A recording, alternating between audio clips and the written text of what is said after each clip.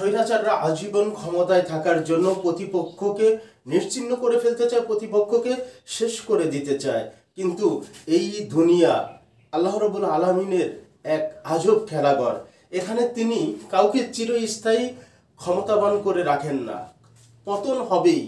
আমরা দেখেছি এই দেশের স্বৈরাচার কিভাবে প্রতিপক্ষকে নিঃশেষ করে দিতে চেয়েছে। আমরা দেখেছি এই দেশে মহাপ্রতাপশালী ক্ষমতাধরদের পতন, দেখেছি বেনজিরের পতন, দেখলাম হারুন সাহেবেরও পতন। তিনি নাকি পুলিশ সদর দপ্তরের দেয়াল টপকে পালিয়ে চলে যেতে গিয়েছিলেন, বিমানবন্দরে নাকি তাকে সেনাবাহিনী আটক করেছে। যাই হোক, আপসীন নেত্রী, এই দেশের মাটি ও মানুষের নেত্রী বেগম জিয়া কারামুক্ত হয়েছেন। তাকে কারাবন্দী করে রাখা হয়েছিল, তাকে স্বৈরাচার তার প্রতিপক্ষ ভেবে তাকে শেষ করে দিতে চেয়েছিল। স্বৈরাচাররা যা করে, স্বৈরাচাররা প্রতিপক্ষকে সমকক্ষকে শেষ করে দিতে পারলেই সে চিরস্থায়ী ক্ষমতায় থাকবে, এমনটা ধারণা থেকেই প্রত্যেকটা স্বৈরাচার প্রতিপক্ষকে সমকক্ষকে নিশ্চিহ্ন করে ফেলতে চায়, নিশ্চিহ্ন করে দিতে চায়। কিন্তু বিধাতার যে অসীম খেলা, বিধাতার যে নিজামত, সেই নিজামতে স্বৈরাচাররা বোঝে না চিরস্থায়ী হয় না ক্ষমতা, ক্ষমতা চিরস্থায়ী হয় না। টুডে অ্যান্ড টুমোরো ক্ষমতা থেকে চলে যেতে হয়। তবে যারা চিরস্থায়ী হতে চায় ক্ষমতায়, তাদের পরাজয়, তাদের নেক্কারজনক পরাজয় হয়, এটাই ইতিহাস সাক্ষী দেয়। যাই হোক, বিএনপি চেয়ারপারসন খালেদা জিয়া মুক্ত। বিএনপি চেয়ারপারসন খালেদা জিয়াকে নির্বাহী আদেশে মুক্তি দেওয়া হয়েছে। আজ মঙ্গলবার বঙ্গভবনের এক সংবাদ বিজ্ঞপ্তিতে এ তথ্য জানানো হয়।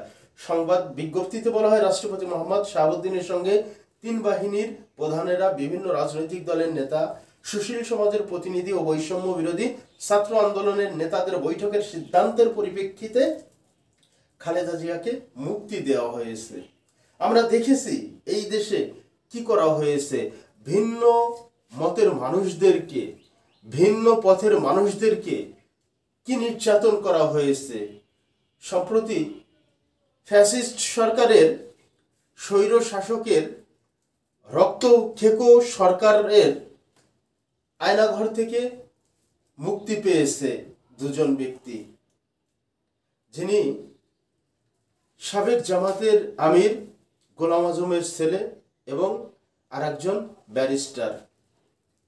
আমরা দেখেছি এই দেশে মানুষকে কিভাবে মিথ্যা অভিযোগ দিয়ে জামাত, শিবির, বিএনপি ট্যাগ লাগিয়ে কিভাবে নির্যাতন করা হয়েছে। আগামীর বাংলাদেশ হোক বৈষম্যহীন বাংলাদেশ, আগামীর বাংলাদেশ হোক এই দেশের সকল নাগরিকের সমান অধিকারের বাংলাদেশ, সেই প্রত্যাশা করি। আপনারাও একই প্রত্যাশা আপনাদের, আশা করি আমরা পরস্পরে হিংসা বিদ্বেষ ভুলে গিয়ে এগিয়ে যাব। নতুন বাংলাদেশ বিনির্মাণ হবে। যারা পরবর্তীতে শাসক আসবে, তাদের এই যে পতন হলো স্বৈরাচারের, এর থেকে তারা যদি শিক্ষা নিয়ে, তারা যদি এই দেশের জনগণের নেতা হতে চান, তারা যদি দেশকে ভালোবেসে থাকেন, তাহলে বর্তমান যে উদ্ভূত পরিস্থিতি, এই পরিস্থিতিতে হয়তো আমাদের আর পড়তে হবে না। যদি কেউ ক্ষমতায় চিরস্থায়ী হতে চায়, জনগণের ট্যাক্সের টাকা দিয়ে কেনা বন্দুক গুলি জনগণের বুকে চালিয়ে, তাহলে তার নৃশংস পতন হবে। এটাই স্বাভাবিক, এটাই চিরন্তন সত্য। আল্লাহ হাফেজ।